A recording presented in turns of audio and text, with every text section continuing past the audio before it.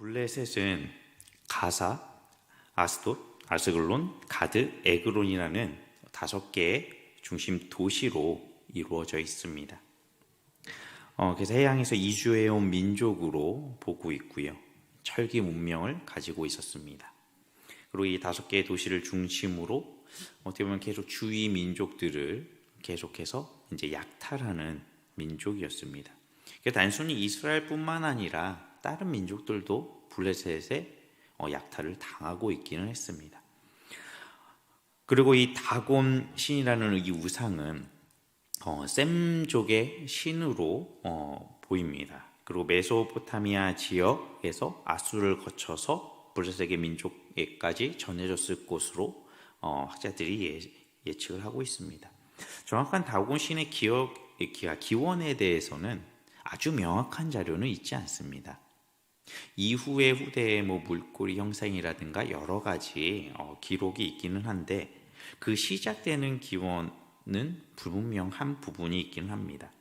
하지만 분명한 것은 이 다곤이라는 우상이 서부 아시아 전역에서 수세기 동안 섬겨져 왔다라는 거죠. 숭배되어 왔습니다.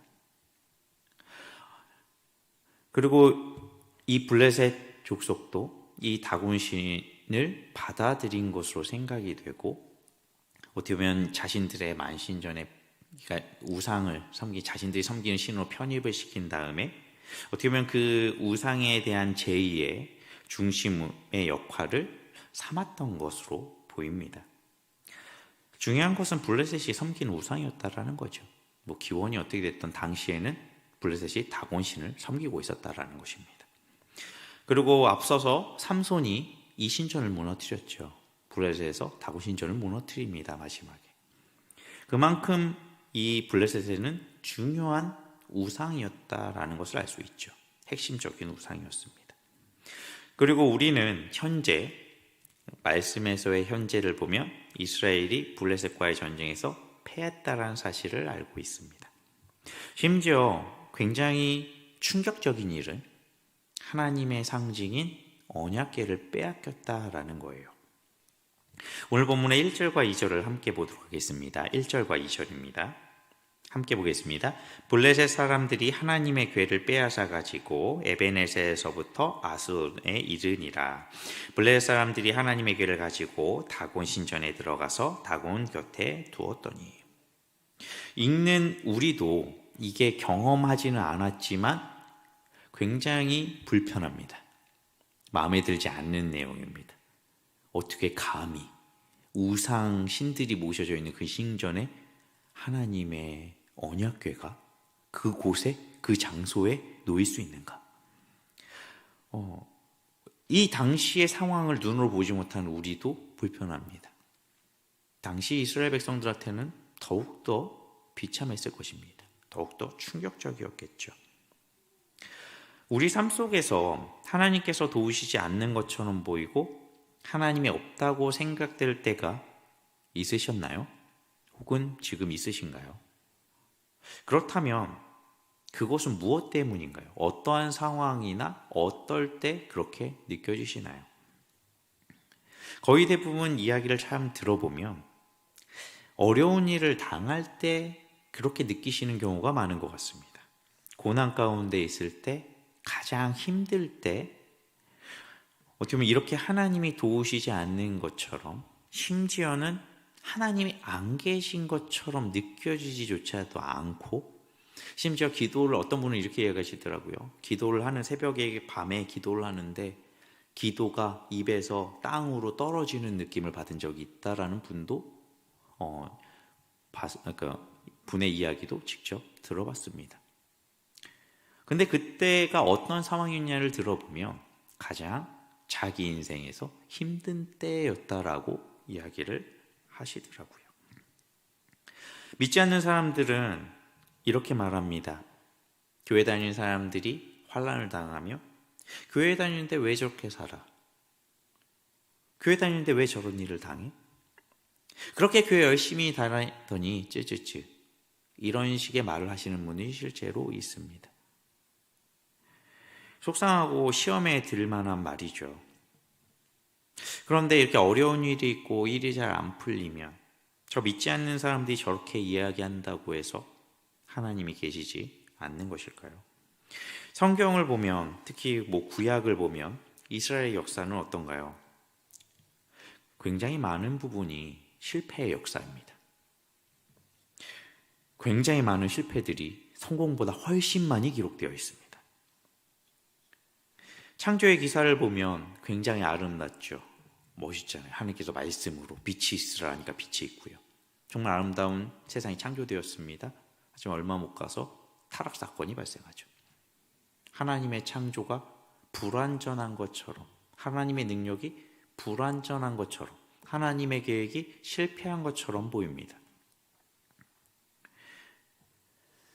그 이후에 가인과 아벨, 어떤 사건이 있나요? 가인이 하나님의 사람인 아벨을 때려 죽입니다. 하나님의 사람의 계보가 끝난 것처럼 다시 한번 실패처럼 보이죠. 하지만 하나님께서는 셋을 통해서 이어가시죠. 우리가 창조에서 타락을 했지만 하나님께서는 언약으로 회복시켜 주신다라는 놀라운 약속을 해주심으로 원상복귀시키십니다. 그리고 홍수 심판은 왜 왔나요? 죄가 관영해졌기 때문입니다. 아담과의 후손들, 가인의 후손과 셋의 후손 이어져 내려오지만 세상은 악해졌고 그 결과가 심판이었습니다. 심판, 어떻게 봐야 할까요?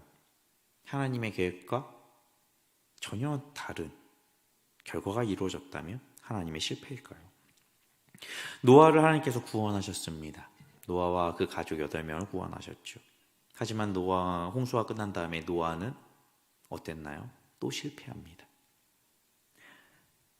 믿음의 조상들은 어떤가요? 믿음의 조상인 아브라함, 정말로 많은 실수를 합니다.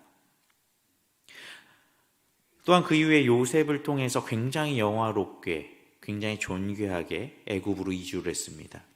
하지만 그 다음 결과는 어땠나요? 노예로 전락했습니다.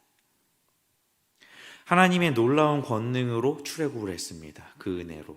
그리고 가나안 땅을 정복했지만 지파별로 모든 가나안 족속을 다 몰아내지 못하죠. 사사기에 들어서면 어떠나요? 시간이 지나면 지날수록 사사가 변경되면 될수록 부족한 모습이 보입니다. 사사기의 마지막 삼손을 보면 어떤가요? 이스라엘 백성들이 얼마나 유약한지를 알 수 있습니다. 그런 이스라엘 백성에게 하나님은 보여주시죠. 단 한 사람의 힘으로도 블레셋을 이길 수 있다고요. 삼손이라는 한 사람을 통해서 블레셋을 이기십니다, 하나님은. 그런데 백성들은 어떻게 하나요? 그 삼손을 자신들의 손으로 잡아다가 블레셋에 넘겨줍니다. 그게 당시의 이스라엘 백성들의 모습이죠. 하나님은 계속 말씀하셨죠. 나만 믿어라. 나만 섬겨라. 내가 다 해결해 줄게. 하지만 백성들은 하나님을 믿지 못했고 신뢰하지 못했습니다. 사무엘 시대로 와서는 어떤가요? 하나님을 의지하는 것처럼 보일지 모릅니다. 계속 제사는 드려졌고요. 의식적인 제의, 그런 것은 다 드려졌습니다. 하지만 하나님을 신뢰한다는 믿음보다는 어떻게 보면 이방인들이 미신을 섬기는 것 같은 모습이었다라고 생각해 볼 수가 있는 것이죠. 하나님의 상징을 어떻게 보면 그들과 같이 어떻게 보면 자신들의 이익이나 원하는 것을 이루기 위한 도구로 사용했을지 모른다는 것입니다. 실제로 엘리 가문의 모습, 홈리와 비느하스의 모습을 보면 알 수가 있죠. 그리고 그 결과는 어떻게 하나요? 하나님께서 그냥 두십니다. 아무것도 안 건들고 두시는 거예요. 그냥 해봐라. 그래, 어떻게 되나 보자. 그래서 하나님과 상관없는 모든 일들이 어떻게 되나요? 실패하고 패배로 결과를 맺게 되었다라는 것입니다. 블레셋, 이스라엘, 그 외의 3자가 본다면 누구나 하나님의 능력을 의심할지 모릅니다. 이스라엘의 신이라고, 여호와라고 불리는 그 신은 무엇인가? 왜 이렇게 무능력한가? 왜 이스라엘을 지키지 못한가? 그렇다면 너무나도 형편없고 별볼일 없고 약한 신 아닌가라고 생각할 수 있다는 것이죠. 이처럼 우리는 어떻게 보면 우리의 생각과 다를 때, 많은 어려움이 있을 때 하나님을 의심하고 불신합니다. 그런데 여기서 하나님께서는 바로 이때 하나님의 영광을, 하나님이 어떤 분이신지를 드러내신다라는 것이죠. 하나님을 모르고 알려고 하지 않는 백성들에게 하나님께서는 자신이 누구인지 스스로 알려주시는 것입니다. 그래서 이전에 하나님께서는 먼저 이스라엘 백성들에게 이렇게 말씀하신 적이 있죠. 너희는 가만히 있어서 내가 하나님됨 알지어다. 보라는 거예요. 내가 어떠한 존재인지 너희들은 그냥 서서 보기만 하라고 말씀하셨습니다. 이처럼 하나님은 무언가에 의해서 정의되는 분이 아니시죠. 다른 누군가 피조물에 의해서 증명되는 분이 사실은 아니시라는 것입니다. 스스로 하나님 되심을 드러내실 수 있는 분이시라는 거죠. 이스라엘을 가장 괴롭힌 이 블레셋, 너무나도 강해서 대적할 엄두조차 못 내는 이 대적에게 하나님께서는 자신의 능력을 증명해 주십니다. 그 방법의 첫 번째가 이들의 신, 이들의 우상을 치시는 것이고요. 둘째는 직접적으로 이스라엘 그 블레셋 백성들을 치시는 것이었습니다. 당시의 도시와 도시, 민족과 민족의 전쟁은 단순히 사람의 전쟁이 아닙니다. 신들의 전쟁입니다. 그 도시를 지키는 신, 민족을 지키는 신들의 전쟁으로 당시 사람들은 여겼습니다. 단순히 이스라엘 지역에서만 그런 게 아니죠. 그리스 로마에도 똑같습니다. 그래서 그리스 로마 신화가 있죠. 그래서 지금에 또 있는 아테네라는 도시는 그 신이 아테나였습니다. 이처럼 신적인 부분을 사고를 갖고 있기에 전쟁을 했을 때 그 신에 대한 것을 상징물들을 노력해 오는 것입니다. 그리고 자신들의 신 전에 그것을 갖다 놓음으로 자신들의 권위를 또한 그 신들에 대한 힘을 어떻게 보면 흡수한다고, 그리고 자신들의 권세를 드러낸다고 생각했다라는 것이죠. 어떻게 보면 이 다곤이라는 신이 이스라엘 신인 여호와보다 우월하다, 강하다라는 것을 드러내는 것이었습니다. 그래서 자신들의 어떻게 보면 화합과 어떻게 보면 그 자존감을 고양시키는 것이죠. 그래서 이 다곤 신전에 언약궤가 가게 된 것입니다. 어떻게 보면 이스라엘이 블레셋한테 져서 블레셋을 섬겨야 하는 것처럼 여호와라는 신이 다곤 신을 섬기는 것처럼 보여지게 만든 것이죠. 하지만 하나님께서는 여기서 오히려 반전을 시키십니다. 오늘 본문의 3절을 함께 보도록 하겠습니다. 3절입니다. 함께 보겠습니다. 아스돗 사람들이 이튿날 일찍 일어나 본즉 다곤이 여호와의 궤 앞에서 엎드러져 그 얼굴이 땅에 닿았는지라. 그들이 다곤을 일으켜 다시 그 자리에 세웠더니 이상한 일이 일어납니다. 그 다음날 다곤 신상이 넘어져 있는 거예요. 땅에 넘어져 있었습니다. 그 다음날은 더 신기한 일이 일어나죠. 목이 부러지고 팔다리가 부러져서 몸통만 남았다라고 이야기합니다. 하나님이 자신을 드러내시는 그 계획을 시작하시는데 그 시작점이 우상에 대한 것이었습니다. 이 다곤 신이 처형당하는 것처럼, 처형당하는 모습으로 하나님께서 이 우상에 대한 부분을 분명히 보여주셨다라는 것입니다. 어떻게 보면 하나님께서 더욱더 완벽하게, 더욱더 웅장하게 자신이 누구인지를 드러내시는 것이죠. 그 어떤 거에 도움도 없이 오롯이 하나님의 능력으로요. 그래서 어떻게 보면 여호와 궤 앞에 이 우상 다곤이 복종과 경외하는 모습을 하고 있는 것처럼 바꿔버리셨다라는 것입니다. 이것을 통해서 블레셋이 우상으로 여기는 이 우상 숭배하는 이 관점이, 이것이 헛되다라는 것을 증명하는 것이죠. 이 다곤이 우상에 불과하고 헛된 신이다라는 것을 증명해 주는 것입니다. 둘째로 아스돗 백성들은 다곤을 원래 자리로 돌려놔야 했습니다. 이것은 무엇일까요? 사람의 손으로 원래 자리로 모았습니다. 그리고 지금 이곳은 어딘가요? 다곤 신전이라는 것입니다. 밖에서는 어떻게 보면 전쟁을 하는데 굉장히 큰 영향력을 끼친 것 같이 보이게 되었지만 실제로 자기 집에서 어떤 일이 벌어진 건가요? 아무런 힘을 못 쓰는 것입니다. 무능력하고 허망한 것이죠. 그리고 더 나아갑니다. 아까도 말씀드렸듯이 목이 부러지고 팔다리가 끊어졌습니다. 끊어졌다라고 이야기하죠. 그리고 반복해서 발생했습니다. 우연이 아니라는 것입니다. 그리고 좀 더 무자비하게 사지가 다 끊어진 모습. 우리나라로 따지면 능지처참이 되겠죠. 어떻게 보면 전쟁에서 처형당하는 것처럼 만들어 버리셨다라는 것입니다. 무능력하게 패해서 끌려온 상태로 보이는 그 여호와가 오히려 이들의 최고신 중국의 신보다 우월하다는 사실을 분명하게 보여주는 것이죠. 그리고 우상에 대한 제의적인 심판만 있었던 것이 아닙니다. 실제적으로 블레셋 사람들에게 실제적인 심판을 내리십니다. 제가 봉독해 드리겠습니다. 6절과 7절입니다.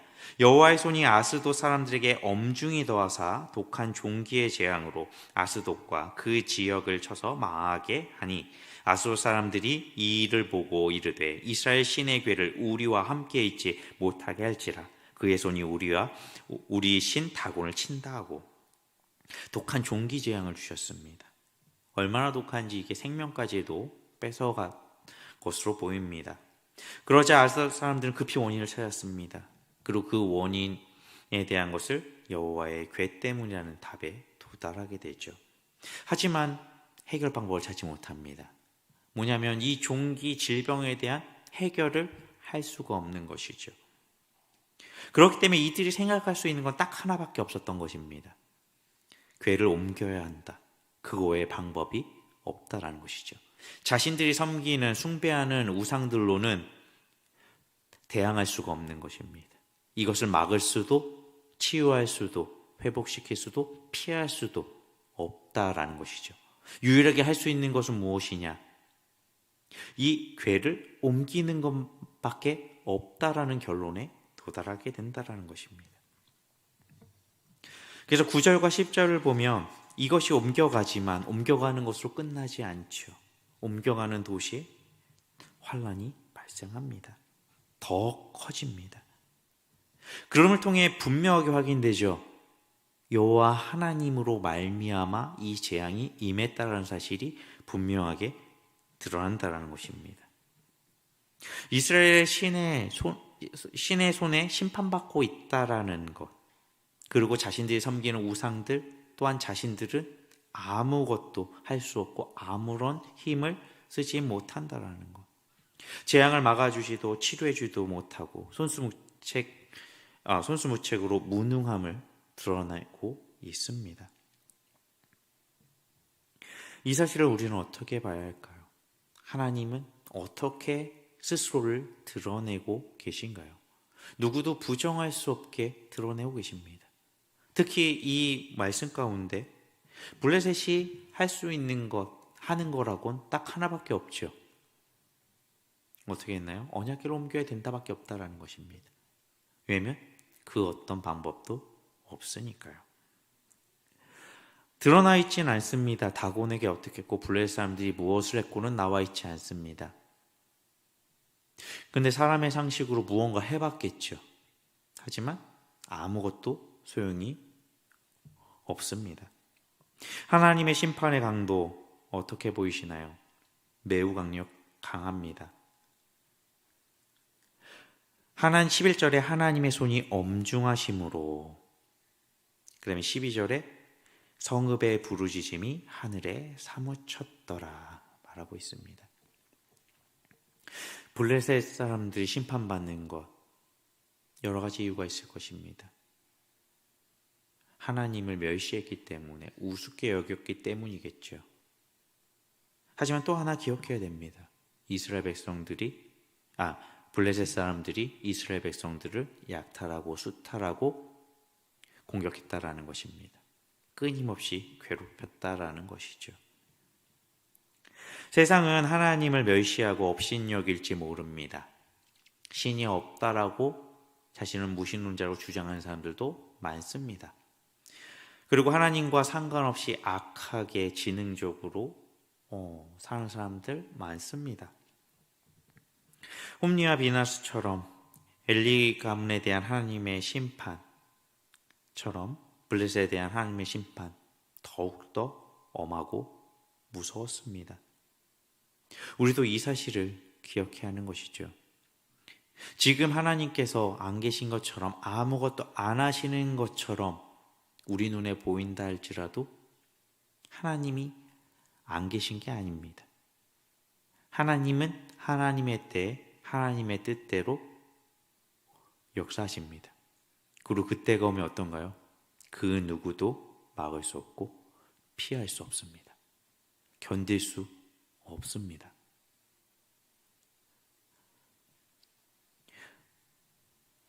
우리는 이 하나님을 기억해야 되는 것이죠. 마태복음 10장 28절에는 이렇게 기록하고 있습니다. 제가 봉독하겠습니다. 몸은 죽여도 영혼은 능히 죽이지 못하는 자들을 두려워하지 말고 오직 몸과 영혼을 능히 지옥에 멸하실 수 있는 이를 두려워하라. 고난주간입니다. 예수님께서 양처럼 정말 아무 저항도 안 하시고 죽음을 감당하시죠. 예수님께서 하나님의 아들이시라면 죽음을 향해 가는 예수님의 여정을 볼 때 실패로, 패배로 생각할 수 있을지 모릅니다. 하나님의 아들이시며 그리스도이심이 아니다, 거짓이다 라고 생각될 수 있다라는 것이죠.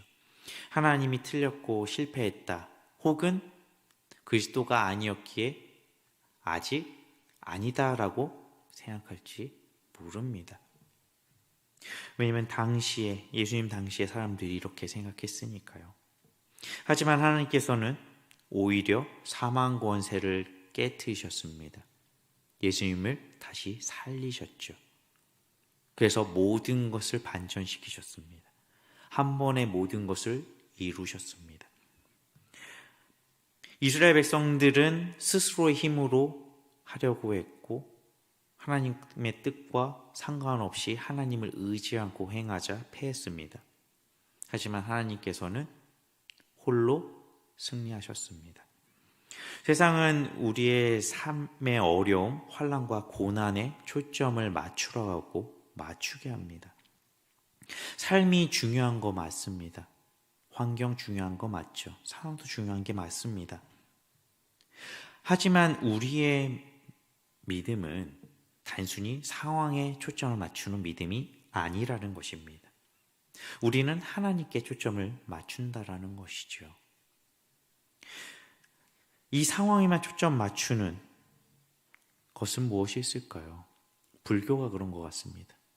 불교는 창조도 관심 없습니다. 세상의 끝도 관심 없습니다. 관심 있는 건 번뇌입니다. 번뇌에서 벗어나는 것. 그래서 깨달음을 얻는 자가 되는 것. 흔히 해탈이라고 말하는 것을 하려고 하죠. 그래서 스스로 부처가 되는 게 목표입니다. 그렇기에 세상이 어떻게 창조해야 될 건 관심 없고요. 세상의 끝에 어떻게 되건 관심이 없습니다. 어쩌면 가장 현실에 초점을 맞춘 게 불교이지 않나 생각이 됩니다. 하지만 우리는 어떤가요? 그렇지 않다라는 것입니다. 창조부터 우리의 주님 예수 그리스도께서 재림하시는 그날까지, 그리고 그 이후에 영원한 삶, 우리에게는 다 중요하죠. 특히 우리는 현실을 살고 있지만 확정된 미래를 소망하며 살아간다는 것입니다. 그렇기에 우리의 인생을 나그네 인생이라고 하죠. 그렇기에 우리는 확정된 승리 가운데 하나님의 이미 다 승리하신 가운데 우리에게 주어지는 구원을, 영생을 바라보며 사는 삶이라는 것입니다. 그렇기에 그 삶이 단순히 미래에만 있는 것이 아니라 지금 현재 우리에게도 있다라는 것이죠.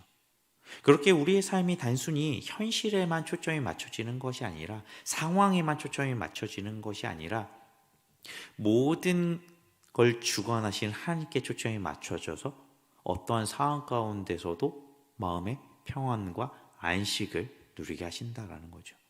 이것을 이루시기 위해서 나를 대신해 주님께서 고난을 받으시고 십자가에 죽으셨습니다. 그리고 하나님께서 다시 죽음 가운데 살리셨고, 그를 통하여 우리도 어떻게 되나요? 죽음 가운데 다시 살아납니다. 우리도 부활하죠. 이것을 하나님께서 우리에게 주셨다라는 거예요. 하나님께서는 승리하십니다. 우리가 알던 모르던 다 이루세요. 그리고 우리에게도 엄청난 은혜를 주셨습니다. 믿음으로 알게 하셨고 믿음으로 보게 하셨습니다. 그리고 믿음으로 경험케 하셨습니다. 그래서 남의 일이 아닙니다. 내 일인 거죠. 그리고 우리가 이 초점을 맞췄을 때, 상황에 초점을 맞췄을 때 세상은 너무나도 강력합니다. 우리 힘으로는 절대 못 이깁니다. 하지만 하나님께서는 능히 이기신다는 거죠. 죽음까지도 하나님께서는 반전시키십니다. 사망 권세를 한 번에 깨버리셨으니까요. 이 사실을 기억하며 하나님께 초점을 맞추는 삶, 또한 이 고난주간 주님을 통해 받은 그 은혜가, 아버지의 사랑이, 그 놀라운 아버지의 권능이 얼마나 큰지, 그 새 생명에 대해서 묵상하시는 한 주가 되시기 바랍니다. 비록 우리는 연약하고 실패하고 넘어지지만 하나님께서는 모든 것을 이기십니다. 모든 것을 이루십니다. 그걸 기억하시며 이런 하나님을 우리가 아버지라고 부른다는 사실, 그 사실을 기억하시며 오늘 또한 남은 한 주간, 비록 고난 주간이어서 주님의 그 고난과 십자가의 죽으심을 묵상하고 있지만 그 가운데 반전인 우리가 다 믿고 알고 있는 주님의 영광을, 그 부활을 고대하며 한 주간 주님의 은혜 가운데 충만하게, 은혜 가운데 하나님을 충만하게 경험하시기를 바랍니다.